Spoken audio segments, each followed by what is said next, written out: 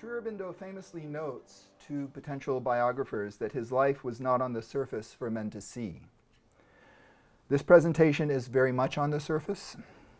I offer you a rambling survey of some personalities and institutions inspired by Sri Aurobindo and Mother and their vision of a spiritual evolution.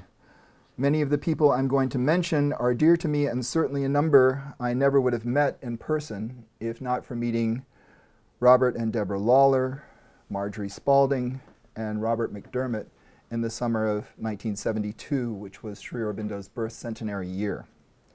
They are largely responsible for introducing me to this path. This is not an exhaustive or definitive history, and I apologize for a number of significant omissions, but our time is limited, and I want to leave some time, as I said before, for questions, and I will follow somewhat a chronological order and focus a little bit on the West Coast and then a little bit on the East Coast of the US. But at the heart of this talk, that Sri Aurobindo and Mother are the inspiration behind a series of cultural waves. The East-West Cultural Center in Los Angeles and the Cultural Integration Fellowship in San Francisco do not have Sri Aurobindo's name in the title. They and the Esalen Institute were the greenhouses, if you will, of the seedlings of cultural shifts in the 60s that were sown. So Sri Aurobindo and Mother are both known, and they are in the deepest sense hidden in plain sight. And I ask you,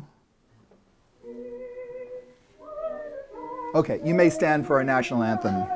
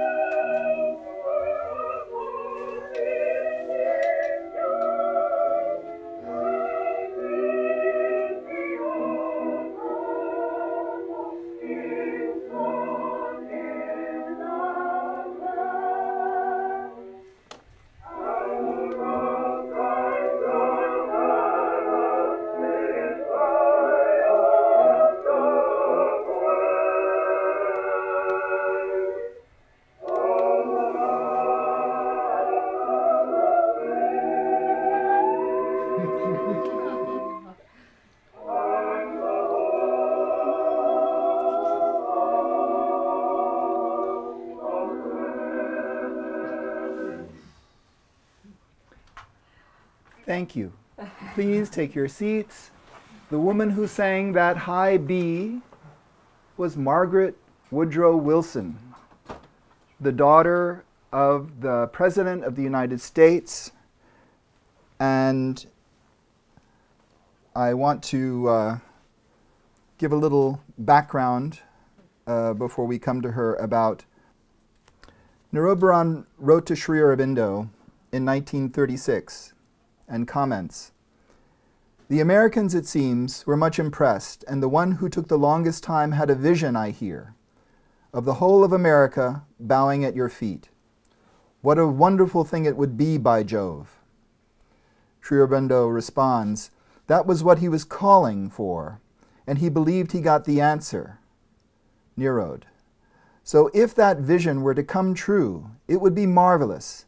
Somehow I feel that America would be the first to accept your message, and through it your work will spread all over the West. True?" Sri Aurobindo replies, "Possibly. Mother has always expected something special from America." In 1939, Pirani asks, "Is anything being tried in America to get your works published? Did Vaughan," referring to Vaughan McPheeters, "do anything?" Sri Aurobindo replies, "No. The Americans are not easily attracted to profound things. The article an American wrote some time back on me was very superficial, but Nishta, Ms. Wilson, said that it was originally quite deep. The editor of the paper said it wouldn't do. He thought that Americans wouldn't be interested in such deep things, so he made it what it is." Nirodbaran asks, "Aren't the Americans open to new ideas?" And Sri Aurobindo responds, "Yes, but what they want is sensation and novelty." All I can say is there are more people in America interested in these things than in Europe.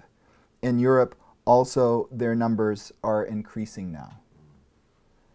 And here is Miss Wilson, born April 16th, 1886 in Gainesville, Georgia, died February 12th, 1944 at the Sri Aurobindo Ashram in Pondicherry.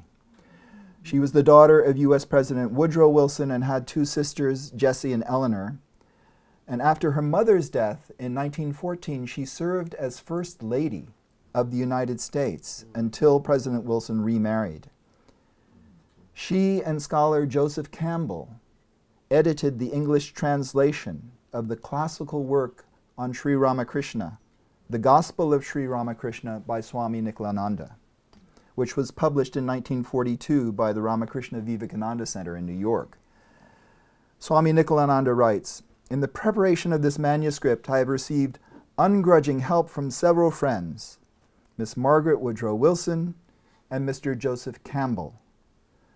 They've worked so hard in editing my translation, Mr. Aldous Huxley has laid me under a debt of gratitude by writing the foreword. I sincerely thank them all." Margaret comes across a copy of Sri Aurobindo's book, Essays on the Gita, at the New York Public Library. She starts reading it and keeps reading it until at 10 o'clock the library attendants come and tell her it's time to close. She returned on the subsequent days until she completed reading Essays on the Gita. In 1939, she traveled to the ashram where she chose to stay for the rest of her life. 4 years later, she died there from kidney failure. On April 24th, 1939, she had her first darshan. She wrote to her friend Lois, "Since seeing Sri Aurobindo and the mother together, I have been surer than ever that their way is my way, that my soul brought me here where it belongs." She was assigned work in the flower garden of the ashram, and she also helped in typing the manuscript of the Life Divine on her Corona typewriter. Another privilege she had was washing Sri Aurobindo's dishes. She contributed $100 a month to the ashram from the stipend that her father had arranged for her. From whatever money that remained, she bought fresh fruits. Nishta meant one-pointed, fixed and steady concentration, devotion and faith in the single aim. Her intense times of prayer and meditation moved her deeply. She wrote, "Sometimes I feel as if the divine were whispering to my soul, and I, in order to catch the faintest word, am listening, as I have never listened before. Sometimes it is as if the beloved and I were telling each other secrets that none could share except in a wordless communion with us." You see her here with Udar Pinto on the left, the Ambu, who is the wonderful Hatha Yoga teacher in the ashram, holding baby Gauri, and Udar's Mona, wife Mona Pinto. The Indian doctors could not cure her kidney disease, so one of the doctors suggested to her, "Why don't you go back to America? American doctors are far more advanced than we are in the medical field. If you go back to America, the doctors there will take care of you and cure you." But Nishta's immediate answer was, "True. The doctors in America can take care of my body, but who will take care of my soul? My soul is infinitely more important to me than my physical body, so I shall stay here." George Nakashima was an American of Japanese ancestry, born in 1905 in Spokane, Washington. MIT trained, he lived in Paris and later worked with architect Antonin Raymond, who ran Frank Lloyd Wright's office in Tokyo. Raymond was commissioned to build a dormitory for the mother named Golconde, and Nakashima was to oversee the construction. While in Pondicherry, he was deeply moved by his contact with the mother and asked to join the ashram. He was given the name Sundarananda, one who delights in beauty, by Sri Aurobindo. Golconde was completed in 1942. Raymond designed the building to mitigate the effects of the hot and humid climate using reinforced concrete, ferrocement, and it was the first building in India to use this technique and is thus recognized as the first modernist building in India. Nakashima left the ashram for a family wedding where he met his future bride. They were married and soon after Pearl Harbor were placed in an internment camp with the other Japanese Americans in Idaho. Through the intercession of Raymond, who was then living outside of Philadelphia, the Nakashimas and their infant daughter Mira, named after mother, were able to move to New Hope, where he began making furniture. The poignant note of him being in this internment camp is that though he had made furniture for Golconde, it was there that he met a master craftsman and learned to use the traditional Japanese hand tools. So in a way it deepened and provided him what became his incredible gift of furniture making. He is now considered one of the leading innovators of 20th century furniture design and a father of the American craft movement. In 1983, he accepted the Order of the Sacred Treasure, an honor bestowed by the Emperor of Japan and the Japanese government. He maintained contact with the ashram and hosted many speakers at his New Hope compound and often visited Madhugiri. And some of you know Udar's brother Wilfie. Someone will see a quite young Helmut, architect in Oroville, and Udar wearing his red rose that he got every morning from mother and George's son, Kevin. Towards the end of his life, he had a vision to create altars to peace to be placed on each continent. Nakashima placed the first at St. John the Divine in Manhattan on New Year's Eve, 1986. The concert itself featured a prayer read by actress Ellen Burstyn and remarks by conductor and composer Leonard Bernstein, who gave a rendition of his own seasonal satirical rap song he called Gift Rap.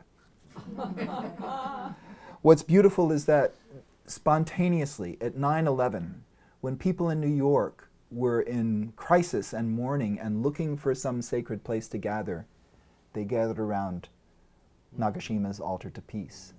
So people have been drawn there spontaneously, and both Balkrishna Podar and Champaklal came to visit the Peace Table altar to peace. Frederick Spiegelberg visited India on a Rockefeller Fellowship. He had studied with theologians Rudolf Otto and Paul Tillich, the philosopher Martin Heidegger, and the psychologist Carl Jung. He was one of a small number of scholars who was knowledgeable both in Sanskrit and Pali, a dialect of the early Buddhist scriptures. He also knew Latin, Greek, Hebrew, German, and French. And I think some of you know that it was Spiegelberg and Judith Tyberg.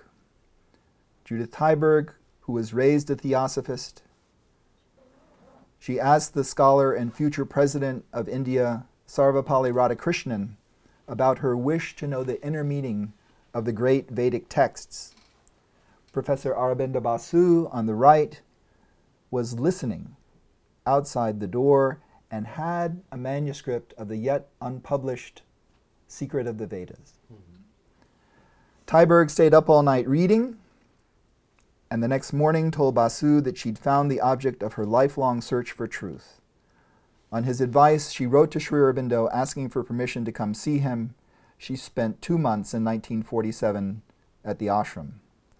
Once Jyotipriya asked the great Sanskrit Pandit Kapali Sastri if she could study chanting with him during the few months she would be at the ashram, and Sastri replied that it was unusual to first study with him, Sastri replied that it was usual to first study with him for 15 years before beginning to learn to chant. Well, she said, I know music and I know Sanskrit somewhat. So the Pandit referred the matter to Sri Aurobindo. The master's reply, teach her anything she wants to know, she's going to do good work in America. And for the past 30 years, as founder of the East-West Cultural Center, as an inspired and devoted teacher of Indian languages and philosophy, as a noted Sanskrit scholar and author, and as a blazing guide on the path of integral yoga, Jyoti Priya lived the truth of Sri Aurobindo's words. This is the American Academy of, is it Sanskrit Studies? Gainsborough, Spiegelberg, who we saw before, Dr. Judith Tyberg, Jyoti Priya, Haridas Chaudhary, and a young Episcopal clergyman from Ohio who was drawn into the circle, Alan Watts. Wow. So this was a kind of dream team, and really were the ones responsible for opening up in San Francisco to the East, to Buddhism, to Hinduism, to Sanskrit, and to Sri Aurobindo's philosophy. Jyoti Priya, here with her bicycle, going back to her, reached the Sri Aurobindo ashram on Lakshmi Puja, and at the touch of Mother's hands, she felt electric forces going through her being. She felt her hands were sizzling. Jyoti walked away, wondered what had happened to her. In the days to come, she was to recognize a very deep love for Mother, which filled her heart, and the affection was mutual. Sri Aurobindo, she had an experience of smelling the fragrance of jasmine, which is identified with Sri Aurobindo before she came to the ashram. And the significance of the flower is purity. Jyoti Priya spent an hour talking with Mother in their first darshan, and Mother, silent for a moment, replied, "You chose long ago to serve." And she told Jyoti Priya that she and Sri Aurobindo had been waiting for her to arrive for a very long time. Judith asked Mother for a spiritual name at the next morning's pranam. Mother handed her a chit written in Sri Aurobindo's script, and inside were the words, Jyoti Priya, the lover of light. Some of you will recognize dear Ani. She is here pictured in a photograph in LA. Another comment about Jyoti Priya's darshan with Sri Aurobindo in 24th November 1947. She felt like she was being stretched out to infinity. I just felt God, a marvelous feeling of expansion. I was out of myself. It was so beautiful. It was with me for days. He did something to me because all down my spine there was this electric current and whirling movement. As she told one Los Angeles devotee, he made me so aware of the soul within me. Even though I had all these aspirations, which were in the soul, I became aware of something so different that was alive in me. I really knew what was my soul. Henceforth, Jyoti Priya was always to refer to Sri Aurobindo and Mother as Deva Guru and Deva Mata, or Divine Father and Divine Mother. She left her body on 3rd of October 1980 at the age of 78. Haridas Chaudhary, in 1951, was invited by Frederick Spiegelberg of Stanford University to join the staff of the newly formed American Academy of Asian Studies. That was the phrase I was missing for the earlier slide. He accepted the invitation, eager to implement in a Western educational institution the integral approach to education he had developed as a student of Sri Aurobindo. After his arrival in San Francisco, Chaudhary and his wife Bina established the Cultural Integration Fellowship, and then emerged the California Institute of Asian Studies, which became the California Institute of Integral Studies that we know today. In the past 50 years, the emphasis on Asian religions and cultures evolved to include comparative and cross-cultural studies in philosophy, religion, psychology, and counseling, cultural anthropology, organizational studies, health studies, and the arts. Under the influence of both Haridas and Bina Chaudhary and their early proteges in San Francisco, there was the emergence of Asian philosophies, and their impact in introducing these into the American cultural mainstream would be difficult to overestimate. Dr. Chaudhary started an accreditation process for the school that reached its fruition in 1981, 6 years after his untimely death of a heart attack in June of 1975. Chaudhary wrote numerous books in English, among them Philosophy of Integralism, Sri Aurobindo, Prophet of the Life Divine, and the concept of integral yoga, the concept of harmonious and creative living. Dr. Chaudhary had a strong impact on philosophical and religious studies in the San Francisco Bay Area and beyond. He was host to Swami Muktananda. He hosted Ravi Shankar and Ali Akbar Khan when they first came to perform Indian classical music. And among his students could be counted Michael Murphy, co-founder of Esalen, who was also Spiegelberg's student, Michael Toms, founder of New Dimensions Radio, and Dr. Chaudhary kept up an active correspondence with U Thant, who was the Secretary General of the United Nations in the 1960s. And both U Thant and Dag Hammarskjöld, another Secretary General, had knowledge of Sri Aurobindo's writings and were spiritual seekers in their own rights.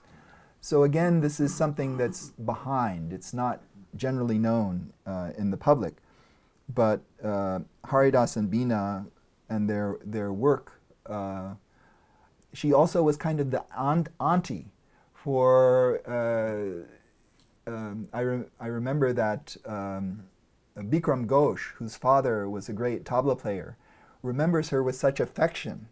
And the son of Ali Akbar Khan also, because they would go to her house and she would prepare a meal, or they would feel like she was there, based in San Francisco, with her heart connection and accepting them and being uniquely pioneers of Indians coming to America for the first time. And Bina was loved by so many of these people who were first coming to the West. Here's Ani again, this time with Nick and Lois Kellogg Roth Duncan. This was her third marriage. Nick was a cowboy. You can imagine them going to the ashram with his cowboy hat and cowboy boots. It made a very strong impression. Lois's father was Pierpont Isham, the son of Edward Isham, who was the law partner of President Lincoln's son. This is the kind of stuff I love. Her mother was the granddaughter of Charles Kellogg, who was not the cornflake heir, but he made his fortune in Buffalo making linseed oil. Her granddaughter reminisces that Lois began going to Pondicherry almost every year. She especially bonded with people at the ashram, especially Madhav Pandit and Vasanti. Her granddaughter, who accompanied her, said that Lois began going to Pondicherry and she hosted seminars with people from the ashram at her ranch, drawing others from the U.S. who were interested in East Indian philosophy and culture. Grandmother's life began to revolve around her pursuit of travel to India and the study of Indian culture, and she loved everything about it and immersed herself in it. And this is her extraordinary ranch, Crescent Moon Ranch, opposite the most beautiful scenery in Sedona. And this is before popular culture discovered that there were spiral vortexes and there were purple jeeps that would take you to, they maybe started the vortexes. I'm going to give them that credit. And this was Nick's family who had lived here. Her husband's family had lived here earlier. So in 1980, the Crescent Moon Ranch was sold to the Trust for Public Lands and eventually transferred to the Forest Service. So you can actually stay there. You can reserve that place and stay at Crescent Moon Ranch. And here we are with A.B. Pirani, one of the extraordinary biographers of Sri Aurobindo, a wrestler, with a photo taken at the Crescent Moon Ranch. I believe it's 1962. I have to put in Rutledge Tompkins, because how many admirals in the Navy do you know? Oh my gosh. Who was a devotee of Sri Aurobindo and Mother? He had a Chihuahua named Max. Many of you know the Navy had this tradition where the admirals would have a little dog, whether in a submarine or in an aircraft carrier. And he and Ani shared a common ancestor. The Rutledge was a family name of Ani's as well.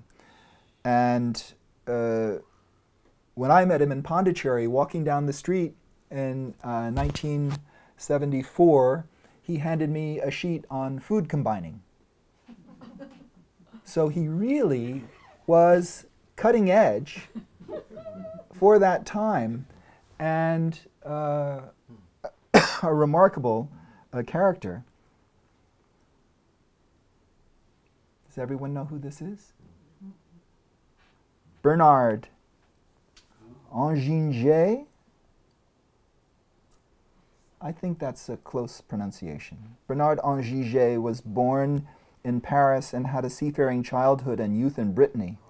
During World War II, he was a member of the French resistance. He was arrested by the Gestapo. He was betrayed and arrested by the Gestapo in late 1943 and spent 1.5 years in a German concentration camp. Scarred by the experience after the war, he became interested in existentialism of André Gide and André Malraux. He traveled to Egypt and to India. He worked briefly as a civil servant in the French colonial administration of Pondicherry, and there he discovered Sri Aurobindo and the Mother and their new evolution. He resigned from the civil service and went again off in search of adventure in French Guiana, spent a year in the Amazon with a copy of Sri Aurobindo's The Life Divine, then Brazil, then Africa, and then in 1953 at age 30 returned to Pondicherry and put himself at the service of the Mother, taught a little at the ashram school, was in charge of the French copy of the Bulletin of Physical Education, and during that time he met his companion Sujata Nahar. He then sailed around the world, visiting Congo, Brasilia, Afghanistan, the Himalayas, New Zealand, and then in 3rd of March, 1957, he returns to Pondicherry and Mother gives him the name Satprem, the one who loves truly. So it's already been mentioned today, the significance of this book.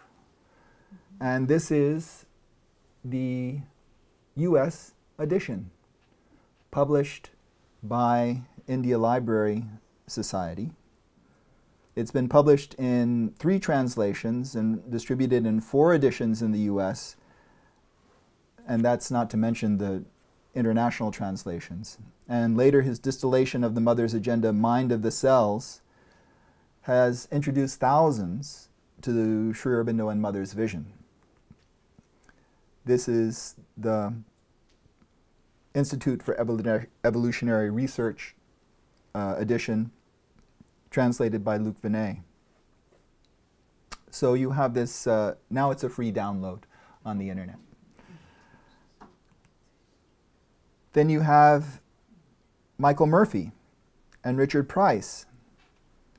Michael was born to an Irish father and Basque mother in Salinas, California. In April 1950, while enrolled in the pre-med program at Stanford University, he mistakenly wandered into a lecture by Frederick Spiegelberg. Another person in that class was June Mayer. Founded by the association, June Mayer, founder of the Association for Oroville. He returned to Stanford for 2 quarters of graduate studies in philosophy before he quit in 1956 to go to India. In 1956-57, Murphy spent 18 months at the ashram.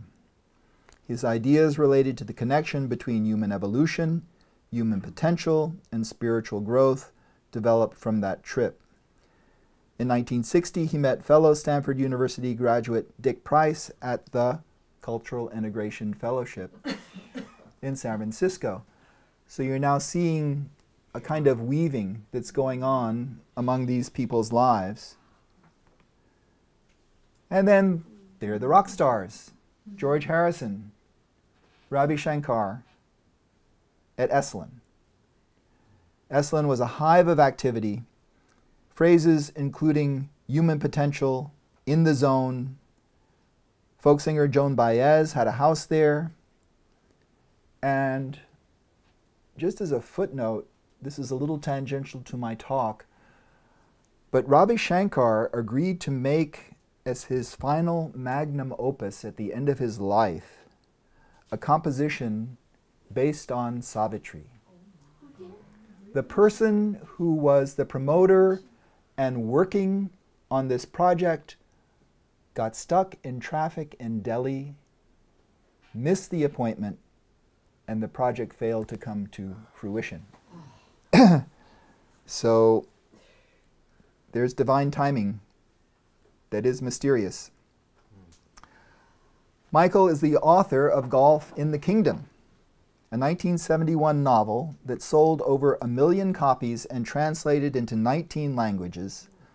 Golf in the Kingdom tells the story of a young traveler who stumbles on a mystical golfing expert in Scotland while on his way to India.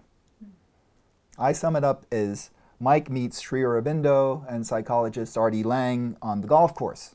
The novel spawned the Shiva's Iron Society, an organization whose members combine golf and meditation. In 1997, Murphy wrote a sequel, The Kingdom of Shiva's Irons. The movie rights to Golf in the Kingdom were optioned by Clint Eastwood, who did not make the movie. It was finally completed in 2010 with another team and received mostly negative reviews. But of course, I enjoyed it tremendously because he mentioned Sri Aurobindo in the movie. And I consider this a mantric pebble dropped into the culture of America. And while at the screening, Michael introduced me to the person who had helped fund the movie and said, Paul was instrumental. And I reach up and I'm looking at this tall man, Paul, who is Paul Volcker, the former chairman of the Federal Reserve under Jimmy Carter and Ronald Reagan, has paid for Sri Aurobindo's name to be spread. It's beyond logic. You can't make this up. We have a bestseller co-written then by the author of The Celestine Prophecy, James Redfield, and Michael Murphy, God and the Evolving Universe. And in this book also, Sri Aurobindo is mentioned. So these little pulses are going out into the culture, one after the other. Here we are at Esalen, this time with Ram Dass and Houston Smith.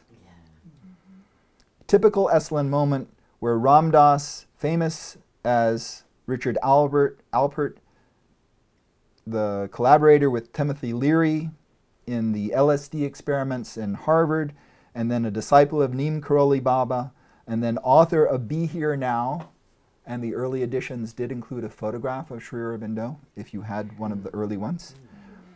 And he sits with religion professor Houston Smith, and Ram Dass is wearing his Seva t-shirt. What is Seva? Here's a photo of Dr. V. They had to call him Dr. V because no one in America could pronounce Venkataswamy. This is from the Wall Street Journal that did an article lionizing him as a capitalist. Dr. Venkataswamy. I refer you to the film Infinite Vision, if you haven't seen it, to know about this man's life. Let's summarize that he revolutionized cataract surgery for the world. He spoke at Harvard and many other important venues, such as the All-USA meeting.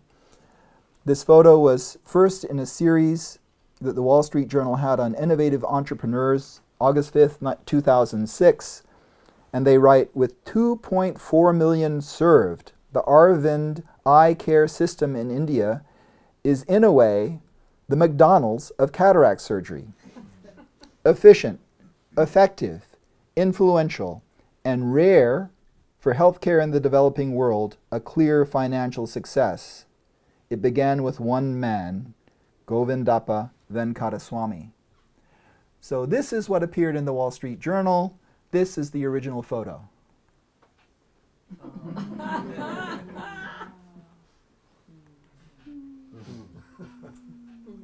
Same photo.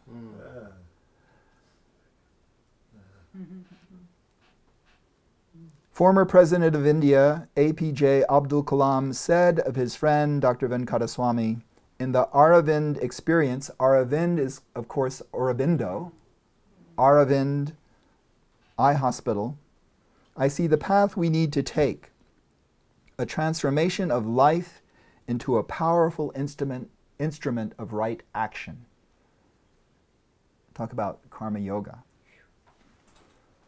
Seva was founded as a San Francisco-based nonprofit by Ram Dass, Wavy Gravy, and Dr. Larry Brilliant, who brought Google co-founder Larry Page to Madurai to visit the Aurobindo Eye Hospital headquarters. The last of the 5 hospitals that he built was outside of Pondicherry to be close to the ashram and Oroville, where they have a satellite clinic in Oroville.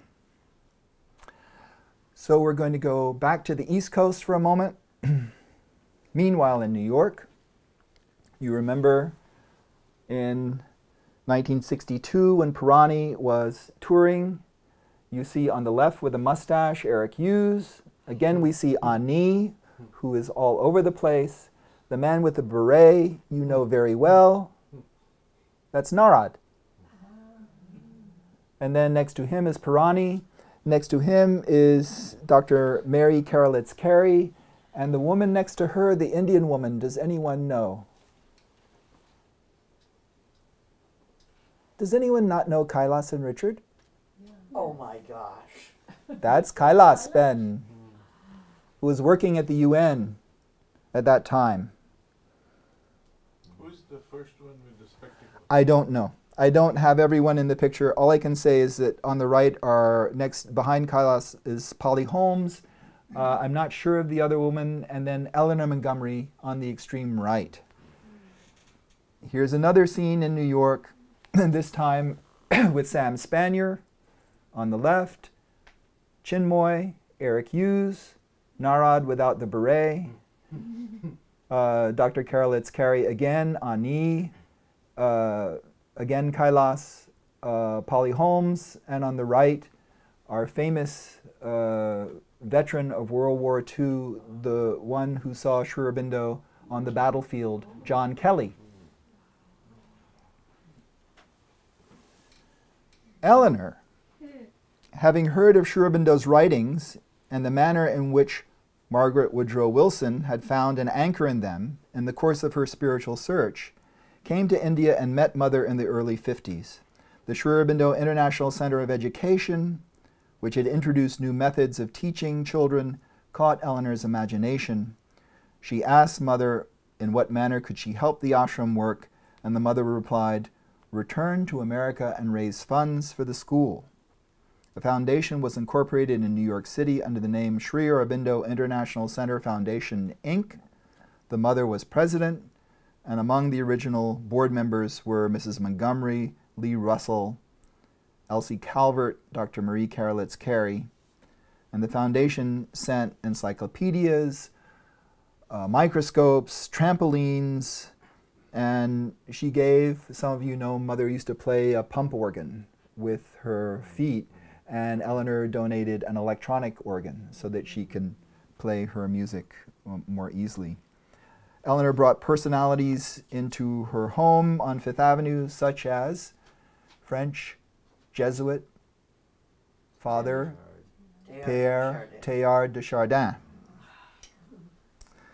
So de Chardin was aware of Sri Aurobindo's writings, and both are interesting especially to the Catholic scholars at Fordham, and saw this concept of noosphere, this information envelope, something that really anticipated what we now know as the internet. Teilhard had as a vision and understanding, and had this evolutionary component in his Christianity that's very often compared to Sri Aurobindo. So Eleanor established the foundation, which you now know as the Foundation for World Education. And in 1972, Udar Pinto came and was sent by the government of India for Sri Aurobindo's birth centenary, 1972, and urged her to create a public center in Manhattan. Eleanor passed away on February 21st, 1983. George Harlem-Poutis, a Greek entrepreneur who took all of his money, borrowed money, and created a publishing house with a V.S. Tatachari, also known as Mr. Tata, to publish Sri Aurobindo's works in the U.S. They published that first edition of Adventure of Consciousness and the first American edition of The Life Divine with an index. So you're welcome to have a look at that and appreciate what an uphill battle this was, and remarkably lost everything in this business venture. Money he had borrowed from his parents, and here he is all these years later coming to the ashram and delighted to find the same press that they had bought for the States. And Adventure of Consciousness was perhaps the first, or one of the first books to have perfect binding, a latex binding that was bendable and would not crack like the glue bindings over time or the sewn bindings. So again, it was kind of an interesting frontier pioneering effort. Here we see Sam Spanier, Chinmoy, later known as Sri Chinmoy, and Herrick Hughes. And please notice the occult presence of Wendy Swaha Lines in the background on the right. At Matagiri.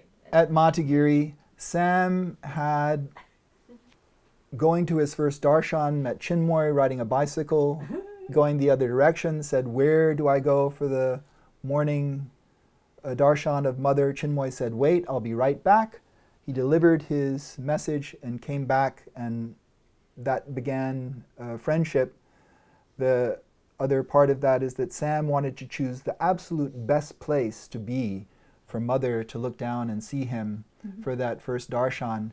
And he was there early, and as the time approached, he felt someone else getting closer and closer and kind of nudging into the spot, because that was this other person's spot, Narad. Sam Spanier, Eric Hughes, Kevin Nakashima, Rusty Selhorst, George Nakashima, Joe Spanier, Muriel Spanier, and Ani at Matagiri. So Sam was given a vision. Mother said, "You will link East and West." He had a vision in Maggie Leachy's apartment. Maggie wrote it down, presented it to Mother, said it was a true vision. Sam was very intuitive, very open. There's a lovely story that I can't tell in its entirety, but he's looking for property. Where should it be to manifest and fulfill Mother's prediction that he would be a link between East and West, establishing a center in upstate New York, and he sees nothing that he's happy with. At the end of the day, the real estate agent says, "There's one property I haven't seen myself, Mr. Spanier. Would you like to come and see it with me?" And Sam said, "All right." They drive out. They turn into the driveway. Sam gets the Adesh, turns to the real estate agent and says, "I'll take it." And the real estate agent says, "But Mr. Spanier, you haven't seen it yet." And Sam goes, oh, yes, let's go see it. But he knew, just turning in the driveway. And then Madhugiri becomes a place where his cousin Muriel, where older disciples revered, such as George Nakashima, Sundarananda, Ani, are gathering. And at one point they had 9 people living and working there, importing the handmade paper, working outside, importing the Sri Aurobindo Ashram cottage industries, incense. And this wonderful woman, Muriel, also helped to work at the Sri Aurobindo International Center, the office that Udar encouraged Eleanor Montgomery to fund in Manhattan to have a public space. And Muriel was the secretary. Sam referred to her as the velvet steamroller, meaning that she would go into a bookstore and say in a very quiet voice, "Could I have a few moments of your time?" And 45 minutes later, the bookstore had Mother's Agenda, Sri Aurobindo's major works, and a number of smaller books, and not really understanding how this all happened. It was the velvet steamroller that made this possible. Someone who carried something special and conveyed it, and there was kind of an extraordinary blossoming at Madhugiri. I can't go through the entire collage here. This was taken from Madhugiri's 40th anniversary newsletter. But here is dear Cyril, who founded Savitri House. My son, who's now 38, with Champaklal and Kamalaben. Champaklal was attendant to Sri Aurobindo and then to Mother until her passing.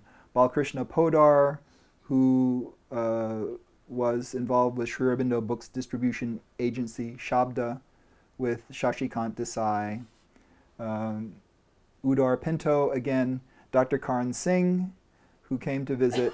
Again, we see Professor Aurobindo Basu, Gopal Bhattacharya, and the spectacular Savitri scholar, Dr. Mangeshnath Karni. I have to mention something about Ida Patterson, who was the first woman to found a chapter of the Sri Aurobindo Society in America. She was in Minneapolis. She visited the ashram in '62, and again had a contact with Chinmoy, who was Nolini's secretary.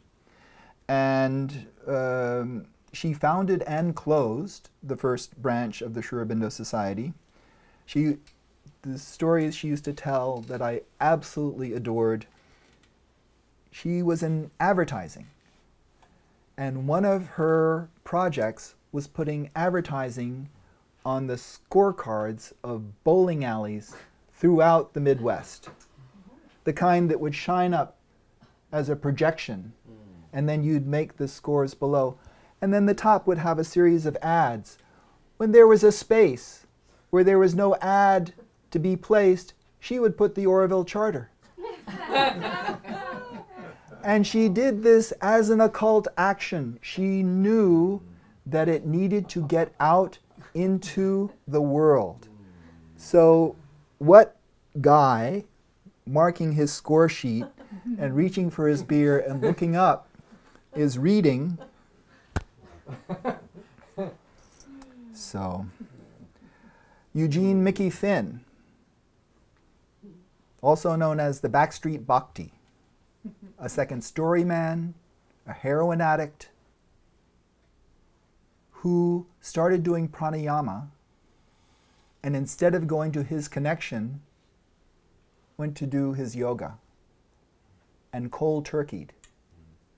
This is impossible medically. This is some grace that came to him. And he ends up founding Sri Aurobindo Books on Charles Street in Boston, and channeled many young people to go from Boston to Madhugiri. And his wife, Angel, still holds regular study circle near the Fenway in Boston. Robert McDermott, who many of you met with Debashish, this is his early foray in taking the mind of light. This book was published originally as the Supramental Manifestation on Earth, Sri Aurobindo's final essays, series of essays. But one of the chapters, the final chapter, is entitled Mind of Light, so they use this for the cover, and it's published by Dutton. So you're getting a major US publisher now. Instead of Devotee publishing, you have first Dutton and then Shokin doing the Essential Aurobindo. Some people criticize McDermott because he didn't put Sri Aurobindo. But he really was able to, with some of the extraordinary scholars at Fordham, some of you may have heard of Father Thomas Berry, an expert in Sanskrit, an expert on Black Elk, an expert on Teilhard, and someone who also became more and more interested in Sri Aurobindo and wrote one of the chapters for McDermott's 6 Pillars on Sri Aurobindo's major works. Bruce Long, and I'm so happy that Robert McDermott finds in Debashish someone of an equal capacity and intellectually broad to be a fellow explorer of this realm. Madhav Pandit. These are people like Mangesh Nadkarni. Madhav was, after Purani, one of the first people to come to America and tour after Mother's passing and travel throughout the United States, often with Vasanti, who would sing and bring Sri Aurobindo and Mother's teachings to a wider and wider audience. And one of his very close followers was Santosh. Santosh Krinsi was working in the Atmana Ketan Ashram in Pomona, importing toothpaste and incense and books with others, including someone who took the spiritual name Dakshina. Through his next company, Lotus Light, based in Wisconsin, he published the American editions of some of Sri Aurobindo's major works with beautiful gold embossed title, and now has published commentaries on the Life Divine and synthesis of yoga. And they're at Walmart, or at least Walmart online.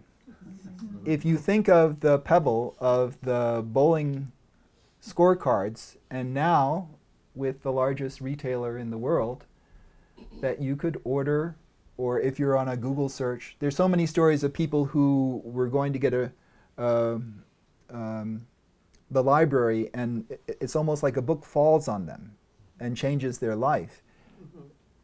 Perhaps in an internet search, this book is falling into someone's life. And Santosh got a blurb from one of America's most distinguished researchers, the director of the American Institute of Vedic Studies, David Frawley. And for me, this alone has merit, has worth, that David Frawley is able to write such a beautiful paragraph honoring Sri Aurobindo and appreciating Santosh's work. So that in and of itself has its own important ripple effect.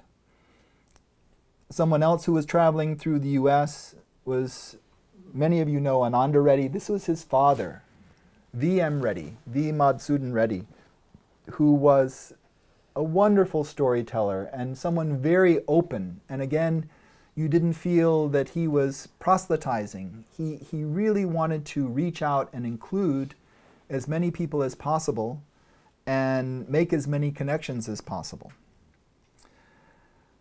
So now we're going into the synchronistic part of my talk, August 15th, 1969. This is part of my cosmology because we live in Mount Tremper, which is 8 miles west of Woodstock. And here's Satchidananda, Bethel, New York, 1969. The sky is photoshopped. It was gray. I was there. I was about right there. Richie Havens came on first. There was no one else to perform yet because all the roads were blocked. Havens played every song he knew. 3 hours later, all he could do was sing "Freedom, Freedom, Freedom," and goes off stage, drenched in sweat, and there's still no one else to perform. He wasn't supposed to be here. Peter Max, the pop artist, was a devotee and set him up to come. And Peter Max was iconic artist at that time and close to Michael Lang, the Woodstock Festival promoter. And Satchidananda, as you may know, called his yoga integral yoga. Trademark integral yoga. And this is his sign with all the world's religions. And Satchidananda had been to Oroville, had Mother's Darshan, was very aware of what was going on, and created in Yogaville Lotus, Light of Truth Universal Shrine, outside in Virginia, next to this beautiful lake. You can see the temples in the shape of the lotus. And what's at the lower floor? Eerily reminiscent of the Macha Mandir. There's a crystal sphere in the center where people are sitting around in the circle, and on the second floor is a beam of light coming down in a sculpture. So obviously, here's someone, if imitation is the greatest form of flattery, Swami Satchidananda was very flattering to Sri Aurobindo and Mother. William Irwin Thompson was born in Chicago, grew up in Los Angeles, received his BA at Pomona, his PhD at Cornell. He was professor of humanities at MIT, then went to York University in Toronto. He wanted to get away from the sciences, back to the humanities, which he felt was so important. He held appointments at Syracuse, University of Hawaii, Toronto, and the California Institute of Integral Studies. He had Mother's Darshan. In 1973, he left academia to found the Lindisfarne Association. And from 1972 to 2012, there was a group of scientists, poets, religious scholars who met in order to discuss and participate in what he saw as the emerging planetary culture, and the seeds of which were Oroville, Zen Center, San Francisco, Arcosanti in Arizona, and Findhorn in Scotland. So all of these people came. He also designed a new type of cultural history curriculum that was practiced at the Ross School in East Hampton, and then he currently resides in Portland, Maine. Thompson writes that he did his doctoral dissertation on the Easter Uprising in Dublin, and then he met media ecologist Marshall McLuhan. He was very involved with Swiss cultural historian Jean Gebser, and from the Wikipedia description, the Vedic philosopher Sri Aurobindo Ghose, the autopoetic epistemology of Francisco Varela, the Indo-symbiotic theory of evolution of Lynn Margulies, the Gaia theory of James Lovelock. So he also had a very close connection with David Spangler, who was kind of the mystic seer of Findhorn. During the time of Lindisfarne in Manhattan, Bansuri player Tublu, tabla player Tarun, MP Pandit, Dr. Reddy, Aurobindo Basu, and Robert Lawler, pioneer in Oroville, all presented at Lindisfarne. His most important book that came out was At the Edge of History, and this was a New York Times review, a thrilling mind-expanding speculation that one follows like a metaphysical whodunit. Let me confess at once, for the last few days I have continued to be haunted by William Irwin Thompson's At the Edge of History, an extraordinary speculation on contemporary American culture. Read Thompson, A Silver Thrush Among Petrodactyls, a songbird amongst dinosaurs. Christopher Lehman Hope, the reviewer of the New York Times. Another says, what is particularly compelling about Thompson's vision in his next book, Passages About Earth, which is a double entendre. He's traveling to visit Oroville and Zen Center and these different places, and he's writing Passages About Earth. It describes more than it commands a new kind of planetary consciousness. Thompson was nominated for the National Book Award in 1972, and he had an imprint with Harper and Row, a Lindisfarne imprint, and published The Adventure of Consciousness. So here you have a major American publishing house releasing this book nationally. Another wave of Sat Prem, the story of Sri Aurobindo and Mother. And he leaves Long Island and goes out to the Baca with the help of Maurice and Hannah Strong, and builds this extraordinary building with Keith Critchlow, who's a sacred geometer, and Robert Lawler, also Oroville's sacred geometer, done to these extraordinary proportions to create a sacred space. And another reviewer, on commenting about Thompson's thinking, says, from ample but largely gloomy evidence of rapid social change, future shock, ecological disruption, population explosion, proliferation of information, Thompson draws a startling conclusion. We are the climactic generation of human cultural evolution. Man, he asserts, will either slide back into a new dark age or evolve into a higher, more spiritual being. Which way will we go? The author opts for evolution. While such optimism is as welcome as it is rare these days, it is largely based on mysticism and intimations of a new planetary culture, which Thompson shares with philosopher Teilhard de Chardin and science fiction writer Arthur C. Clarke. This is thin epistemological ice even for a skater as fast as Thompson. Indeed, incredulous readers may drop the book after the first reference to our lost cosmological orientation. That would be a mistake. Agree with it or not, Passages is always fascinating, a magical mystery tour of man's potential.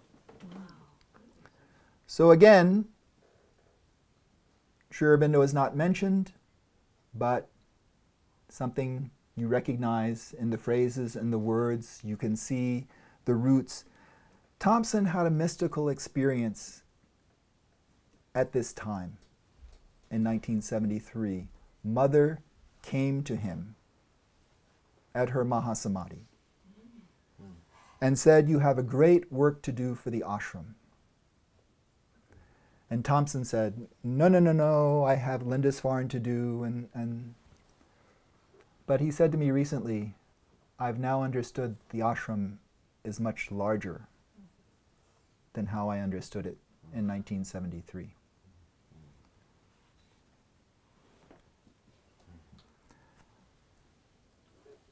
Here's Thompson with Maurice Strong, convener of the first Stockholm Conference on the Environment in 1972.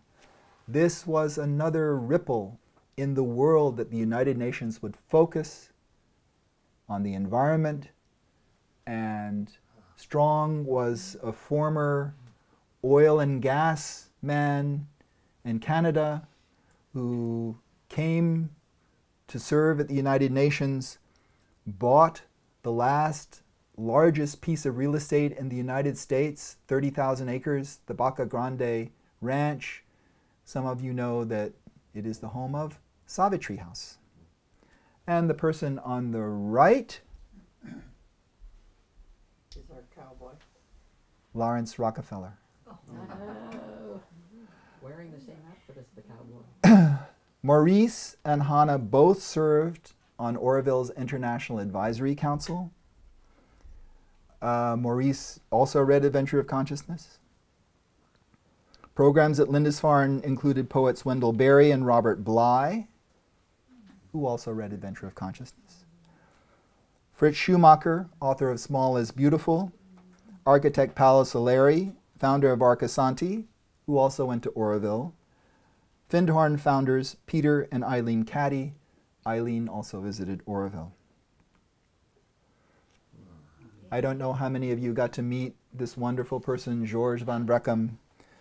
First published in India as Beyond Man, here is George's first major publication in the US through Paragon Press. Since then, Van Breckum has published Mother, Story of Her Life, Overman, the Transitional Being, Patterns of the Present, Hitler and His God, Phenomenon, Evolution, Religion, and the Unknown God, and Preparing for the Miraculous. And the final work published posthumously in 2013, The New Spirituality.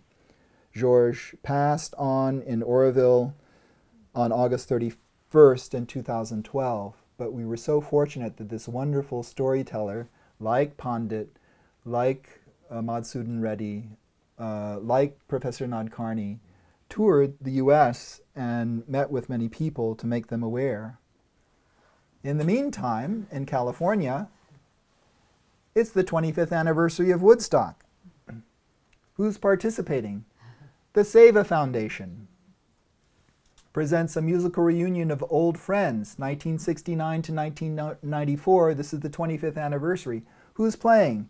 David Crosby, Graham Nash, Arlo Guthrie, Richie Havens, Paul Kantner, Jorma Kaunen and Jack Cassidy. You know the names from the Jefferson Airplane. I hope those of you in the Bay Area should know the members of the Jefferson Airplane. Country Joe McDonald, Bob Weir, MC, Wavy Gravy. So the front is Seva, blindness prevention in Nepal and Costa Rica, based on the work of Venkataswamy, and supporting, along with Ram Dass and Larry Brilliant, the work of Dr. Venkataswamy. Ram Dass, after his stroke, on the stage with Robert McDermott. He is in decline because of his stroke, but his radiance, and there are now 3 movies. This was from Fierce Grace, and McDermott is sitting with him saying, you had the stroke, and were you feeling sorry for yourself, poor Ram Dass? McDermott says to him. And he is now in Hawaii, and he has a Facebook page and published recently, last year, a quote, Sri Aurobindo, "The spiritual journey is one of continually falling on your face, getting up, brushing yourself off, looking sheepishly at God, and taking another step." Sri Aurobindo. That is not a quote from Sri Aurobindo, folks. By the way, I'm happy that someone maintaining his Facebook page wanted to put one of Sri Aurobindo's quotes. But the first rule of researching on the internet is double check your sources, because like so many of the Dalai Lama quotes, they made that up. Does anyone know the gentleman on the left? That is Ang Lee, who won the Academy Award for Brokeback Mountain, then did a film called Taking Woodstock, where I met him and gave him a map of Pondicherry, because I knew he was working on Life of Pi, which starts at Pondicherry. And this is Samir Sakar, by the way, filmmaker connected with the ashram. So here's Life of Pi, and a book by Jean-Christophe Castelli, the son of the famous gallery owner, Castelli Gallery. And if any of you who know the art world would recognize that from New York. So this is forward by Jan Martal, who's a Canadian who wrote the book in Pondicherry, or got the seed ideas at a coffee shop in Pondicherry. That's where it starts, where the story's being told about the zookeeper in Pondicherry. There's no zoo, unfortunately. And about a tiger and a boy. It's ostensibly about a boy whose father owns a zoo in Pondicherry who gets marooned with a tiger on a lifeboat. It is really an allegory about religion and the impossibilities of reconciling truth with your lived experience and how you have to describe it to the rest of the world. Pi's name comes from the French word swimming pool, piscine. But of course it's also the irreconcilability of pi as a mathematical concept that never ends. So where is the piscine in Pondicherry? Sri Aurobindo Ashram. So here's a scene from the film shot at the swimming pool, which he rebuilt in Taiwan, just for this scene where Pi gets thrown into the pool. And the pool was built by this rather extraordinary woman who's sitting in the back corner. You didn't know Mother made an appearance? Look at that. Oh my. But you have to be looking for it. But it's there. Hidden in plain sight. How many of the people who saw this, it earned $609 million worldwide. The most remarkable 3D film ever made, I submit. Sorry, Avatar. How many of those would notice this frame? But I consider it a homeopathic dose of Shakti. And then meanwhile, our friend Wavy Gravy is now an ice cream flavor. And there's a movie calling all Earth people Saint Misbehavin', the Wavy Gravy movie. And of course, the emotional climax of the movie is when he says, and I was able to support the possibility of someone regaining their sight. And it shows Venkataswamy, or his niece, doing an eye surgery at the Arvind Eye Hospital. So the emotional, the fact that you could do something that would restore someone's sight, what an incredible gift. And of course, Venkataswamy actually revolutionized medicine, but there could be a whole talk about Venkataswamy. So here we have the original, well, I just want to say, Hugh Romney, from the Woodstock Festival, he was the MC of the Woodstock Festival. So again, we have a weave back to '69. And his famous quip was, what we have in mind, this is Sunday morning, what we have in mind is breakfast in bed for 400,000 people.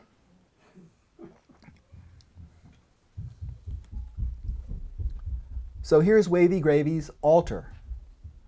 Well, like me, he kind of makes a hodgepodge.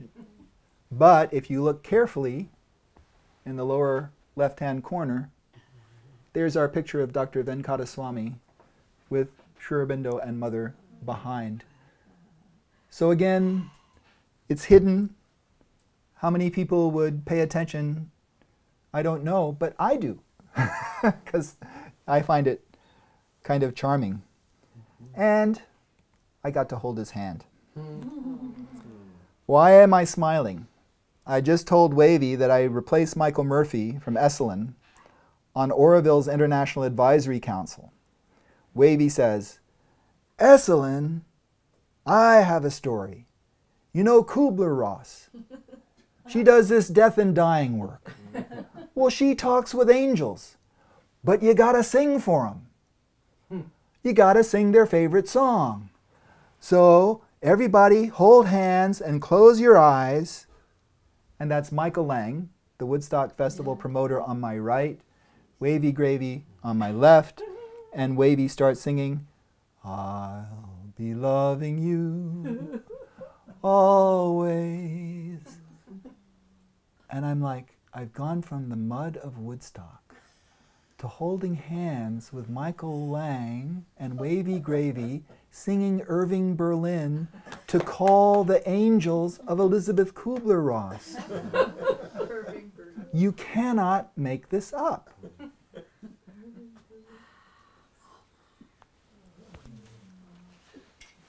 Wavy also said that he'd been to the ashram, done juggling in Oroville, and he said, and I went up to Sri Aurobindo's room, and I sat in the big chair.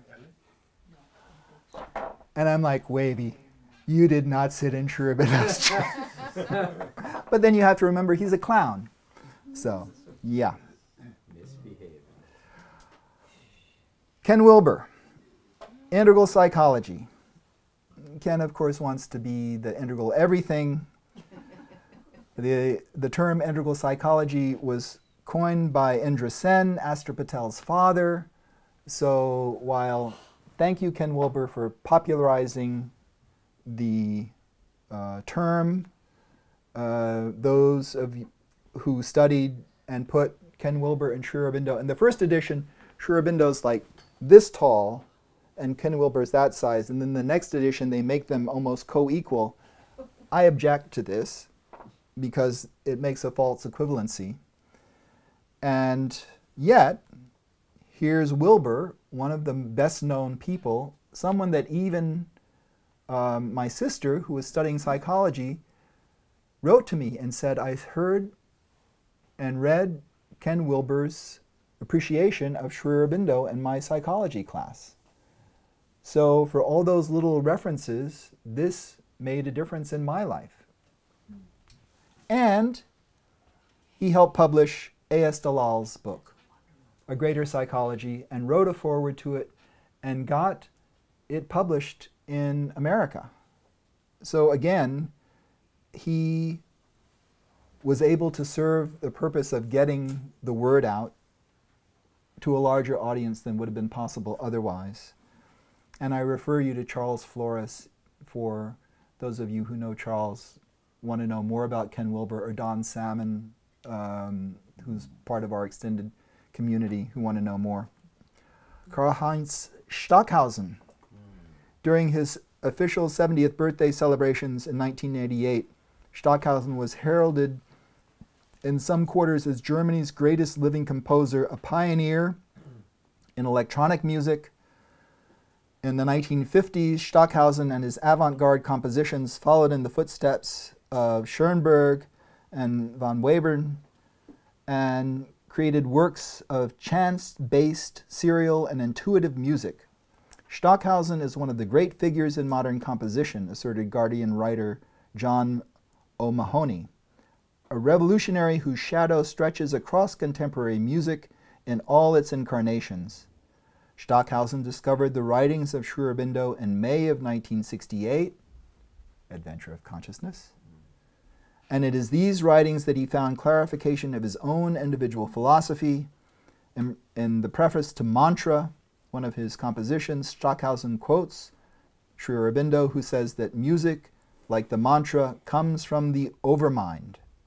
For anyone who has the capacity to enter more and more consciously into relation with the higher planes, poet, writer, artist, it is quite evident, perceptible, that after a certain level of consciousness, it is no longer ideas that one sees and tries to translate. And you note that he passed on the same day as Sri Aurobindo's Mahasamadhi, 5th of December. Here's William Irwin Thompson at the end of his life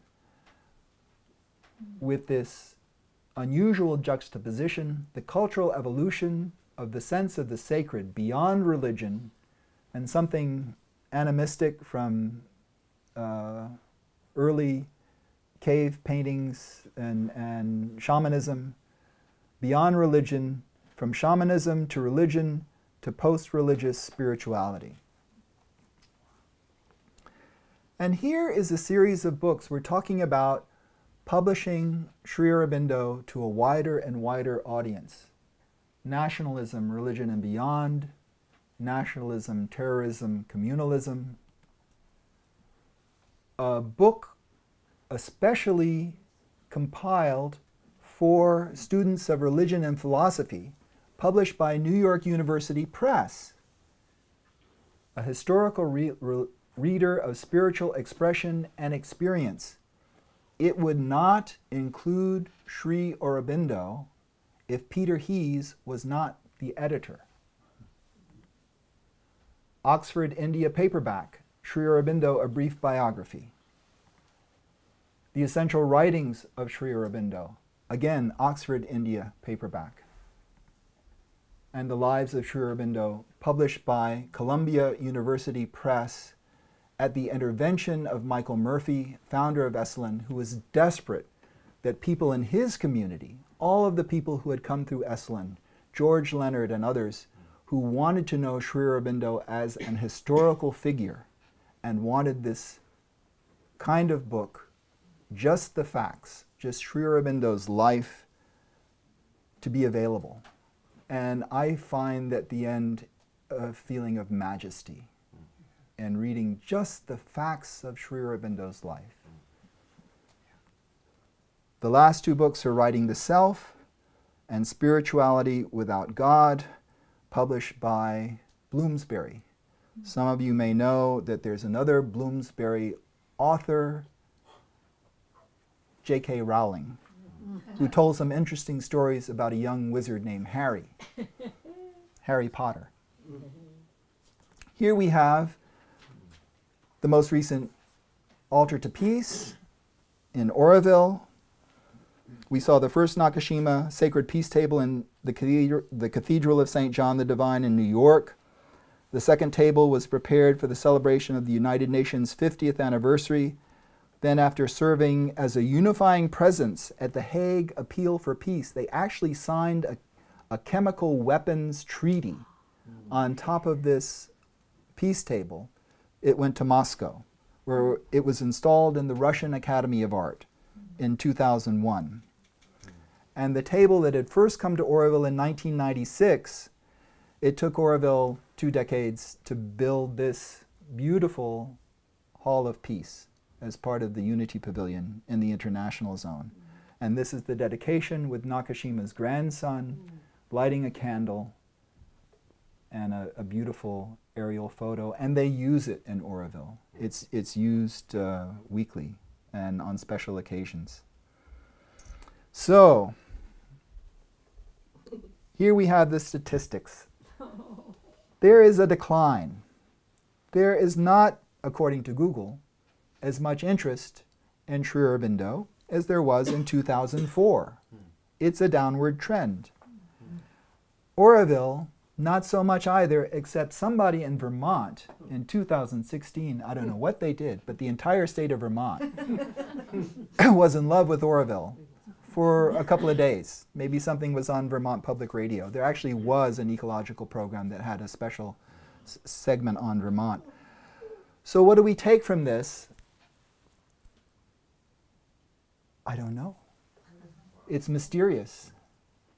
But there are some hints of seeds that are being sprouted for the future. One is La Grace, Integral Life Center. This is the first new center to come up in decades, and our friend Narad is very much involved. It is outside of Greenville, South Carolina, and funded by the Rama family. And as you can see, quite beautiful. And they are already having programs and have offered to host an Om if we can agree on everything.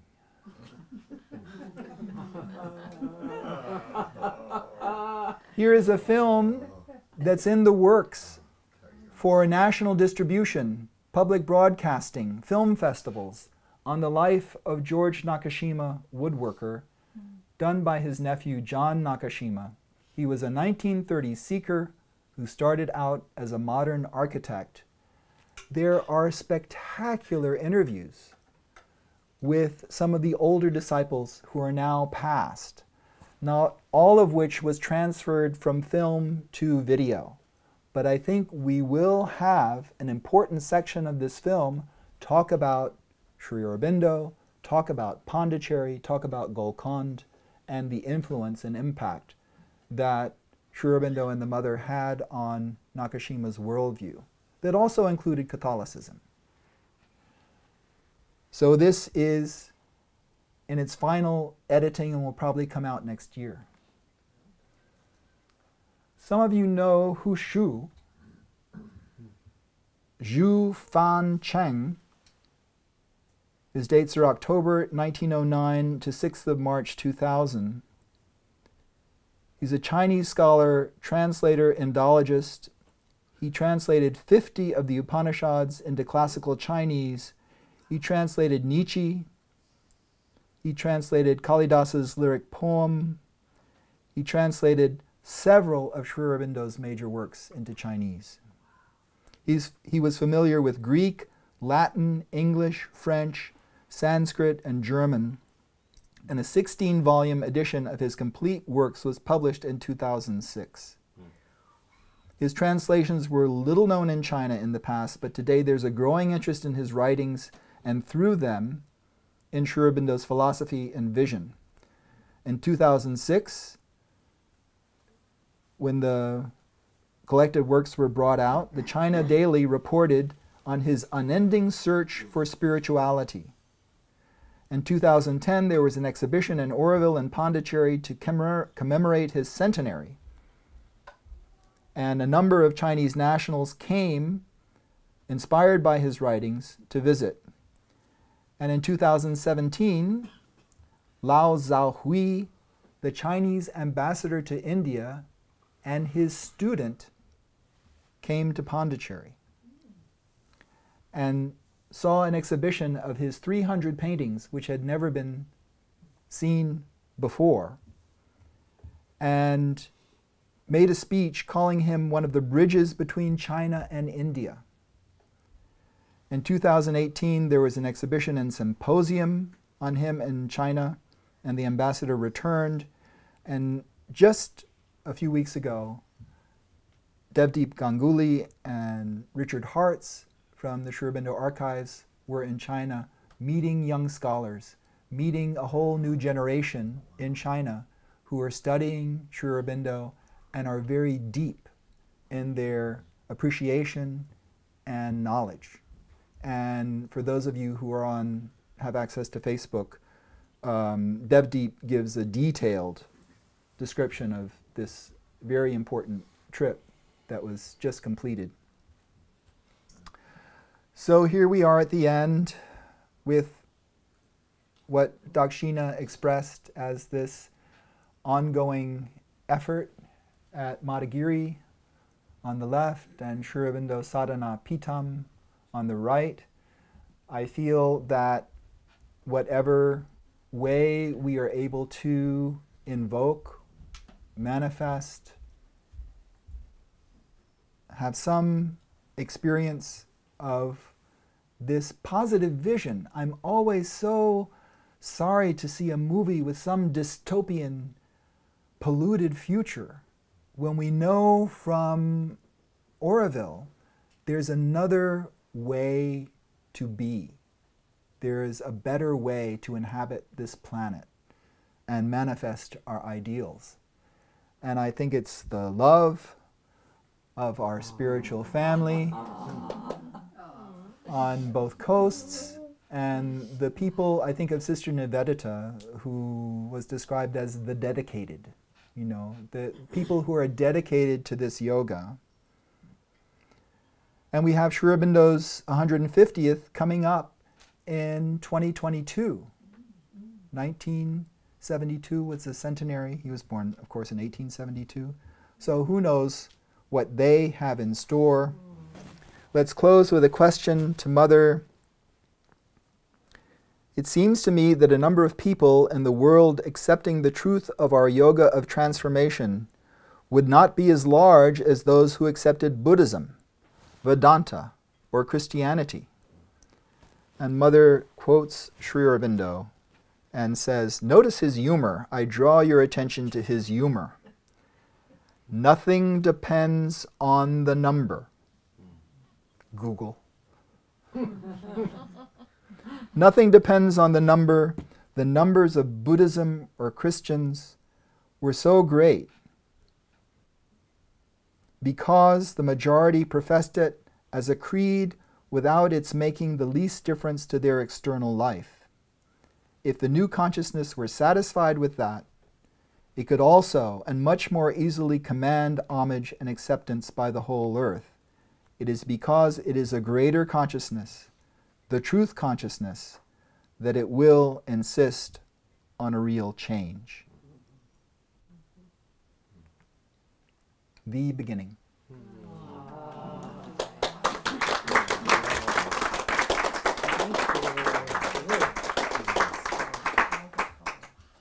So we can take a few minutes if anyone has a burning question or two. Julie? Linda. You might want to add that Elizabeth Montgomery was editor for Vogue. Eleanor rose to as high as a woman could rise in her time. And some of you who've seen the movie about the incredibly powerful Vogue editor, played by Meryl Streep, Devil Wears Prada. Her son is running the Tibetan Buddhist Center in South India. Diane Vreeland, and her son Nicholas Vreeland is a Tibetan monk and running. So there's another whole story where you would love to talk to Nikki and say did you ever go to the office to visit your mom and meet Eleanor?